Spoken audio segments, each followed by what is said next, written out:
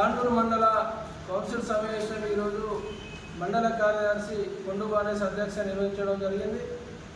మరి యొక్క సమావేశానికి నాతో పాటు నియోజకవర్గ కార్యదర్శి దాగా మల్లేష్ గారు, మరి జిల్లా సభ్యులు సాలిగామ సంతోష్, భయ్యా మొగిలి గారు, మరి మాజీ ఎంపీపీ కామర మల్లయ్య గారు, మరి మండల కౌన్సిల్ సభ్యులు కూడా అందరూ పాల్గొనడం జరిగింది.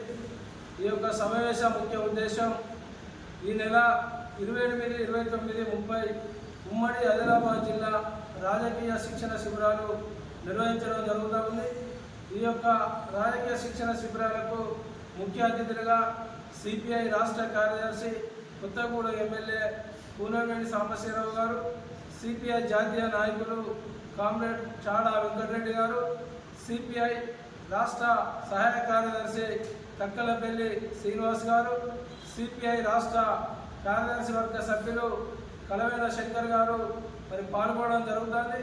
ఈ యొక్క రాజకీయ శిక్షణ శిబిరాలకు ఉమ్మడి ఆదిలాబాద్ జిల్లాలో ఉన్నటువంటి మంచిర్యాల, ఆదిలాబాద్, ఆసిఫాబాద్, నిర్మల్ 4 జిల్లాలకు సంబంధించినటువంటి జిల్లా సభ్యులు పాల్గొనాలని, మరి ఈ యొక్క శిక్షణ శిబిరాలకు సంబంధించి మరి 4 టీచర్స్ రావడం అనేది జరుగుతుంది.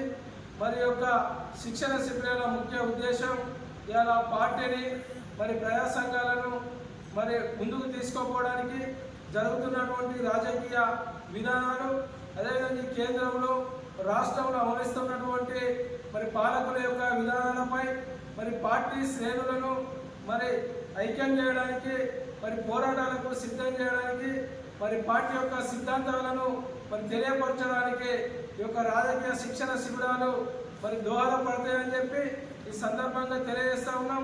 అదేవిధంగా ఇలా కేంద్రంలో ఉన్నటువంటి బీజేపీ ప్రభుత్వం ఇలా కార్పొరేట్ శక్తులకే మరి ఊడుగం చేస్తూ ఇలా పేద ప్రజలను, బడుగు బలహీన వర్గాలను పట్టించుకోకుండా ఇలా నిత్యం ఇలా పెట్రోలు, డీజిల్, ఇలా నిత్యావసర సరుకులను పెంచుతూ ఇలా సామాన్య ప్రజలు ఇలా బతకలేనటువంటి పరిస్థితి ఏర్పడుతూ ఉన్నది.